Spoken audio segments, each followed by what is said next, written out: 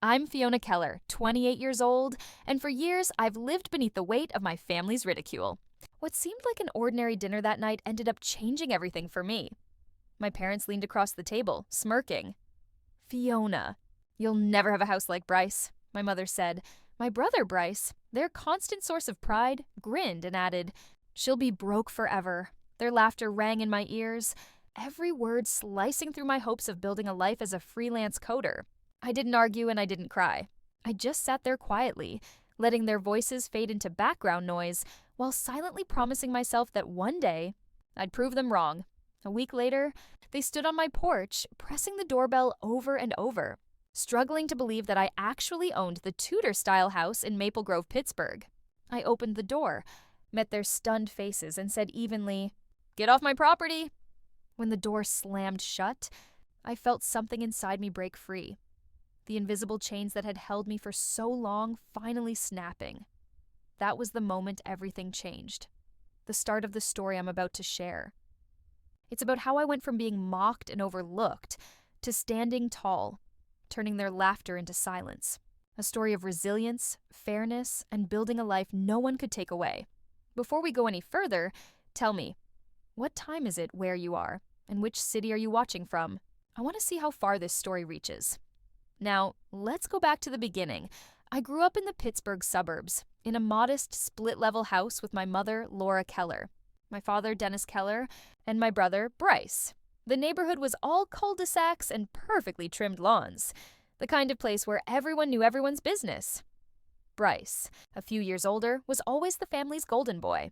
He landed a finance job right after college, one with a corner office and generous bonuses. By his mid-20s, he'd already bought a sleek condo downtown, and my parents never missed a chance to remind me of it. "Bryce has his life together," Mom would say sharply while stirring her coffee. "He's not wasting his potential." Dad would just nod, his silence saying more than her words ever could. I was in my late 20s, still finding my footing, and their comparisons stung like salt in a wound. I'd always loved coding, creating apps, solving problems, building something from nothing. But when I chose freelance programming over a steady 9-to-5 job, Mom called it a mistake. Dad didn't disagree. They'd point to Bryce's paycheck, his car, his condo, and ask why I couldn't be more like him one Christmas. Bryce walked in flashing a new watch under the dining room light. "Investment banking pays for the good stuff," he boasted. Mom's eyes sparkled. Dad clapped him on the shoulder. That same week, I'd landed my first major coding contract. But when I mentioned it, Mom cut me off. "That's nice, Fiona, but Bryce just closed a $1 million deal." I forced a smile even as my chest tightened. It wasn't only that they favored Bryce, it was how they made me feel unseen. School had been the same. Bryce, captain of the debate team, always in the spotlight. I'd spend hours alone in the computer lab teaching myself Python, unnoticed. Once, I even won a regional coding competition. I rushed home, trophy in hand, to tell them. Dad barely looked up from his newspaper. "That's great, honey. Did you hear Bryce got promoted?" The trophy ended up collecting dust on my desk. Their words built a wall between us, brick by brick. Sometimes it wasn't even what they said. It was a sigh, a glance, or a question about when I'd get serious. Mom lectured me endlessly about financial security, always pointing to Bryce as the model. "He's set for life," she'd say, as though my path led nowhere. Dad rarely spoke, but his silence agreed with her. Many nights I lay awake replaying their words, wondering if I'd ever be enough. I tried reaching out. I'd invite them to dinner, hoping they'd see my world.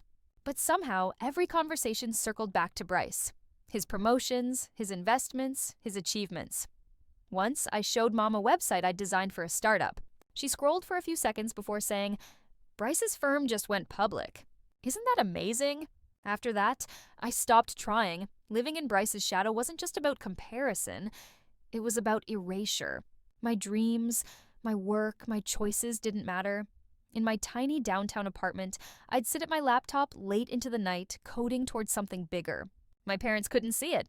To them, I was chasing a fantasy while Bryce embodied success. The hardest part was that I still craved their approval. I'd picture the day they'd finally say, "We're proud of you, Fiona." But every phone call, every family gathering reminded me that day would never come. Bryce's success was their measure of worth. and I never measured up. I didn't realize it then, but those years of being sidelined were sowing a seed, one that would grow into something they'd never see coming. Everything came to a head at a family dinner last summer. I drove to my parents' house, bracing for the familiar routine. The table was set with Mom's usual roast chicken and mashed potatoes, and the tension you could practically taste. Mom fussed over the plates while Dad scrolled on his phone. Then Bryce strolled in, his tailored suit practically shouting money. He'd just bought a new home in an upscale neighborhood, and, of course, he wanted everyone to know. "Check this out," he said, sliding his phone across the table. A photo of a modern glass-walled house glowed on the screen. 4 bedrooms, 3 baths, killer view. Mom's eyes lit up. "That's incredible, Bryce," she said, her voice overflowing with pride. Dad even put down his phone. "You've really outdone yourself, son." I sat quietly, pushing my food around my plate, waiting for what always came next. It didn't take long. Mom turned to me, her smile slipping away. "Fiona, you're still renting that little apartment downtown, aren't you?" she asked, her tone sharp, like I was being scolded again. Before I could reply, Bryce leaned back in his chair with that smug grin of his. "So, Fee, how's the whole freelance coding thing? Still barely getting by?" Heat rushed to my face as I tightened my grip on the fork. I just landed a contract with a tech startup, but I didn't bother saying a word. They wouldn't care anyway. "It's fine," I said evenly, forcing my voice to stay calm. Mom sighed and shook her head. "You should have gone for something steady like Bryce." "He's got a real career," Dad added, voice low but heavy. "Freelancing's unstable, Fiona. You need a plan." I stared down at my plate while their words stacked up inside me like bricks. Bryce wasn't finished. "She'll be broke forever," he said, laughing, eyes gleaming with amusement. Mom and Dad laughed too, as if my life were some kind of joke. I wanted to yell, to tell them about the nights I stayed up coding, the clients I'd landed, the money I was saving, but I'd tried before. It never mattered, so instead, I took a deep breath and smiled faintly. "Maybe," I murmured, barely audible. Something inside me cracked. Their laughter wasn't just cruel, it drew a line I refused to cross again. I wasn't going to beg for their respect anymore. Dinner dragged on. Bryce bragged about his promotion, his new car, his perfect life. Mom hung on every word, asking about his granite countertops and smart home gadgets. Dad chimed in about property taxes, nodding like Bryce was some kind of financial prodigy. I stayed silent, my thoughts spinning. Years of chasing their approval. For what? They'd never see me the way they saw him. As I gathered my plate, Mom tried to soften her tone. "Fiona, we just want you to be secure," she said, voice sweet but condescending. I nodded, afraid that if I spoke, the truth would spill out. Bryce met my eyes, smirk still plastered on his face. "Don't worry, Fee, you'll figure it out someday," he said, like he was tossing me scraps. I didn't answer.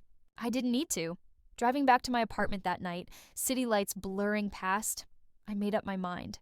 I was done. Done with their comparisons, their ridicule, their dismissal of everything I'd fought for. No more calls, no more visits, no more trying to earn what they'd never give. My future was my code, not their opinions. I gripped the steering wheel until my knuckles went white, a new clarity settling in. This wasn't giving up. It was choosing myself. I didn't know it then, but that dinner would be the last time I sat at their table. Their words hadn't just stung, they'd ignited something fierce inside me. Not anger, but resolve. I'd build something they couldn't dismiss. Something untouchable. And I'd do it on my own terms. That night, I made a promise. I'd pour everything I had into my craft. My code, my passion, my future. Back in my tiny downtown Pittsburgh apartment, I flipped open my laptop and got to work. I'd been freelancing for years, taking small jobs just to make rent. But after that dinner, I went all in. I built a website for my services, branding myself as a mobile app developer. I reached out to every startup I could find in Pittsburgh's growing tech. At first, my inbox filled with rejection emails. But I kept pitching. Then, one morning, a message came through. A fitness startup wanted me to develop their back-end system. 6 months of work. More money than I'd made in a year. I didn't stop there. I registered a small business, CodePath Solutions. Just a name and a tax ID, but it felt monumental. Proof that I was building something real. I worked 16-hour days, Debugging, meeting deadlines, learning to negotiate contracts. By month 3, I'd landed 2 more clients, a food delivery app and an e-commerce site. My bank balance, once scraping bottom, started to climb. One evening, over coffee with my friend Irene Shaw, exhaustion hit me. I told her I wasn't sure I could keep up. Irene, who ran her own design business, listened quietly before saying, "Fiona, you're good at this. Better than good. You're building something real. Don't let anyone, especially your family, tell you otherwise." Her words hit home. For the first time in ages, I felt understood.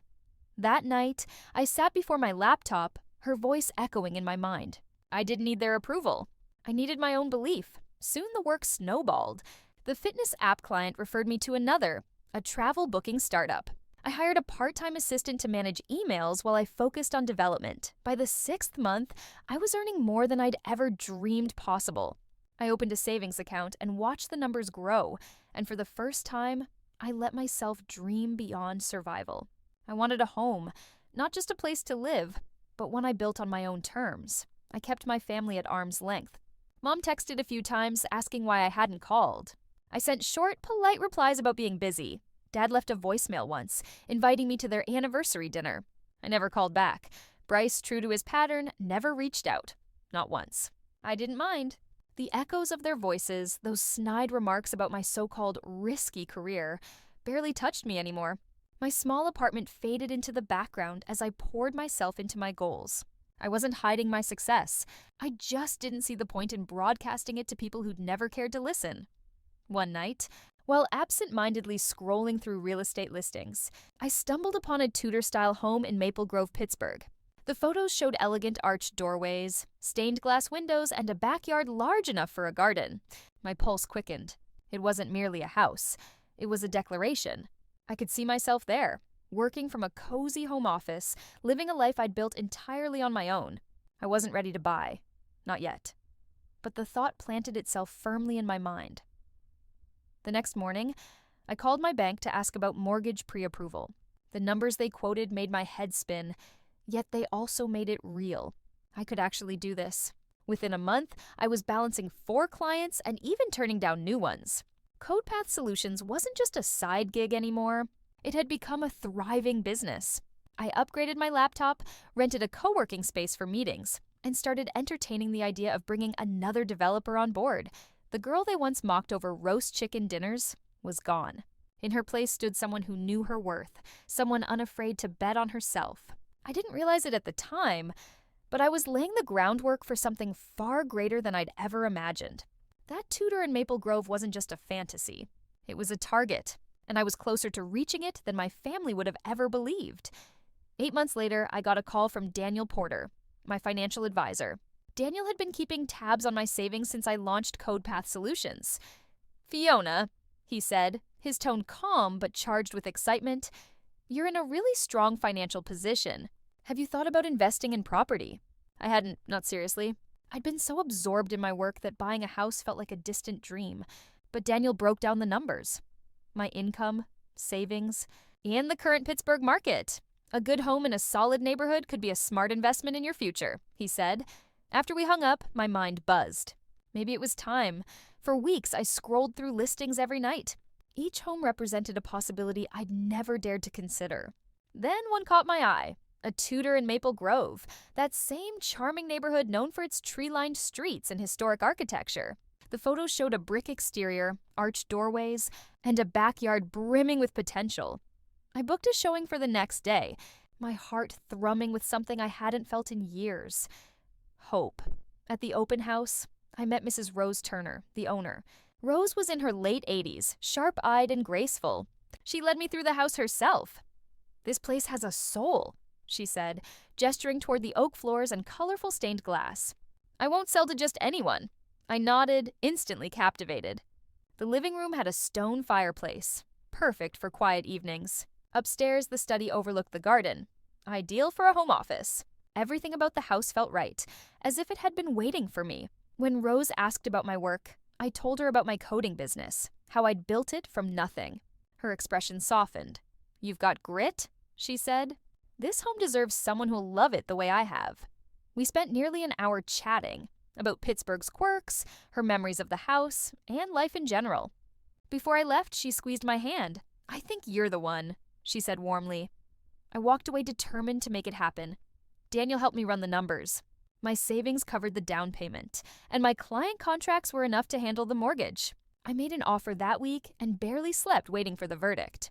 When Daniel called to say it had been accepted, I sat on my apartment floor, stunned. This wasn't just a house. It was proof. Proof that I'd made it, that I didn't need anyone's approval. The closing process blurred by a flurry of documents and signatures. By the end of summer, I held the keys to my new home. I stepped through the front door alone, the weight of the moment settling over me. This was mine. No one could take it away. Not my mother, not my father, not Bryce. That first night, I lay on a sleeping bag in the empty living room, staring at the ceiling, feeling, for the first time, that I truly belonged.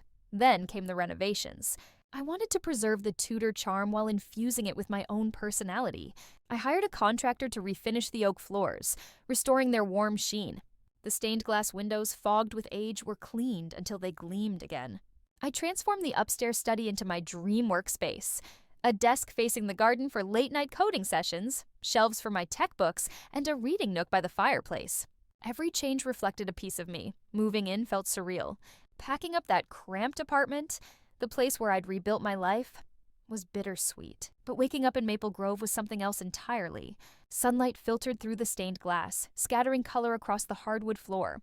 I set up my laptop, monitors humming as I dove into a new client project. This wasn't just a house. It was my sanctuary, a space where I could exist freely, without judgment. I never told my family. They didn't deserve to know. A few weeks earlier, Mom had texted, "Are you still doing that computer thing?" I hadn't replied. Dad had stopped calling months ago. Bryce stayed silent as always. I didn't care. This life, this home, it was mine, built from my own drive and determination. I'd turned a dream into reality, and that was enough. 2 weeks after I moved in, my phone started buzzing. I was in my office debugging code when messages from my mother lit up the screen. "Fiona, we heard you bought a house in Maple Grove. Is that true?" Then one from Dad followed. "Why didn't you tell us?" I ignored them, my stomach knotting. I hadn't spoken to them in months, and now, suddenly, they cared. Someone in the neighborhood must have mentioned it. Maple Grove was small, and gossip spread fast. That afternoon, a car pulled into my driveway. Peeking through the stained glass, I saw them. Mom, Dad, and Bryce climbing out of Bryce's polished SUV. My heart began to race. They hadn't called or asked to visit. They just showed up, like they had some right to intrude. I watched as they made their way up the stone path, Mom clutching her purse, Dad lagging behind, and Bryce leading the way with that same smug confidence. The doorbell rang, sharp, impatient. I took a steadying breath, smoothing my sweater. This was my house, my life, my rules. When I opened the door, they stood there, eyes wide, taking in the Tudor facade as if they couldn't believe it. Mom spoke first, her tone clipped. "Fiona, we need to see this house. People are saying you own it. Is that true?" Dad nodded slowly, concern creasing his brow. "We just want to understand." "Honey," Bryce crossed his arms, a faint smirk tugging at his lips. "No way you actually did it." "Fee, let's see." I stood frozen in the doorway, fingers clenched around the knob. Their faces, skeptical, demanding, and self-assured, brought back every sting from that dinner table years ago. "You'll be broke forever." Bryce had taunted. "You should have followed Bryce's path." Mom had preached, and Dad's silence had sealed their... I'd spent years swallowing those words, but not today. My voice came out steady, cold. "Get off my property!" Before they could reply, I slammed the door. The echo rattled through the house as their muffled protests faded. I leaned against the wood, heart pounding but light. For the first time, I felt untouchable. Outside, Bryce scoffed. "She's kidding, right?" Mom's sharp tone cut through. "Fiona, open this door. We're your family." Dad muttered something, probably trying to calm her, but I didn't move. There was the sound of shuffling, then car doors slamming. The SUV engine roared to life, and then silence. A breath escaped me and a smile followed. I'd done it. I'd drawn a line they couldn't cross. That evening, Irene showed up with a pizza box and a tray of cupcakes. "Housewarming gift," she said with a grin, setting the food on the coffee table. Her eyes drifted over the restored oak floors and the stone fireplace. "Fiona, this place is amazing. I thanked her, poured us both some soda, and we dug in, laughing about bad clients and Pittsburgh traffic. Irene never mentioned my family. She didn't have to. Her presence wasn't about fixing wounds. It was about celebrating a fresh start. As the laughter faded, the weight of the day settled in. Closing that door on Mom, Dad, and Bryce wasn't just a single act. It was reclaiming my life. They'd come to question my success, to look for cracks. But I owed them no proof. This house, with its archways and warm light, was mine. Built from late nights, endless lines of code, and sheer willpower. Their doubt couldn't touch me anymore. When I walked Irene to her car, the night air was cool on my skin. She hugged me, promising to come back for a proper tour. As her taillights disappeared, I stood in the driveway, staring at the home I'd made my own. That confrontation wasn't an ending. It was a beginning. I'd finally chosen myself, and no one could take that away. The days that followed were quiet. I settled into my Tudor home in Maple Grove, my office alive with new projects. Life felt calm, almost peaceful, until whispers about my family started to surface. A mutual acquaintance from my old neighborhood mentioned Bryce. Apparently, he was in serious trouble. I didn't ask for details. Gossip wasn't my thing. But news travels fast. Bryce, the golden boy of finance, had made a reckless investment. He'd sunk money into a luxury condo deal that collapsed when the market dipped. His flashy beach house was foreclosed, his firm took a hit, and his spotless reputation cracked. I heard he was scrambling to save his primary home, the one he'd shown off during that infamous dinner. I didn't feel smug or sorry, just resolved. His pedestal had finally wobbled. Meanwhile, my phone wouldn't stop buzzing. Mom's text came first, softer this time. "Fiona, can we talk? We're so proud of your house." Then another. "We didn't mean to upset you." Dad left voicemails, his tone hesitant. "Honey, let's meet up." "We miss you?" I stared at their messages, thumb hovering over reply, but every word felt like bait. They hadn't cared about my dreams until I'd achieved something undeniable. Now they wanted in, not out of love, but out of envy. I deleted each message, one by one. It wasn't anger anymore. Just closure. My life, my home, was mine, and they no longer had a place in it. One afternoon, Irene dropped by again, laptop in hand. We were collaborating on a new budgeting app for a client. "Your coat's tight," she said, setting up at the dining table. "But my design's going to make this thing shine." We spent hours refining screens, tweaking colors, debating fonts. The flow between us was effortless. It wasn't about my past. It was about what we were building next. At one point, Irene mentioned she'd heard about Bryce's downfall. "Rough situation," she said, eyes still on her screen. I nodded, keeping my focus on the code. His collapse wasn't my triumph. It was just the consequence of his choices. I'd spent too long living in his shadow to care about his fall. Mom's texts grew more desperate. "Fiona, please. We're family," Dad called again, wanting to see the house. I let it ring, then deleted the voicemail. Their words no longer carried weight. I saw them clearly now, people trapped in their own version of the story, unwilling to see mine. There were no apologies, just entitlement. They didn't want reconciliation. They wanted access. I wasn't giving it to them. One evening, sunlight poured through my stained glass window as I sat in my office. CodePath Solutions was thriving. My home had become my sanctuary. And people like Irene, real friends, valued me for who I was, not who I disappointed. My family's silence no longer ached. It cleared space for peace. They'd never change. Mom would still worship Bryce. Dad would still nod along. Bryce would still chase validation, even as the light dimmed. I wasn't closing the door out of spite.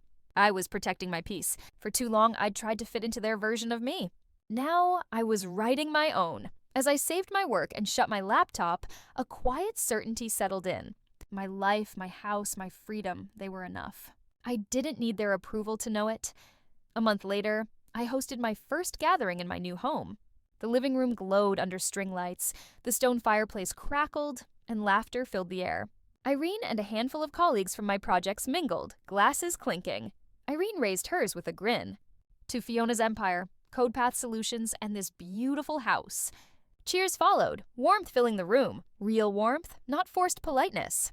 These were my people now, the ones who saw me, not my failures. As the night went on, I moved through the rooms, watching guests admire the oak floors and stained glass. A developer complimented my office setup by the garden window. Another asked about my journey, from freelancer to homeowner. I smiled, keeping my answer simple.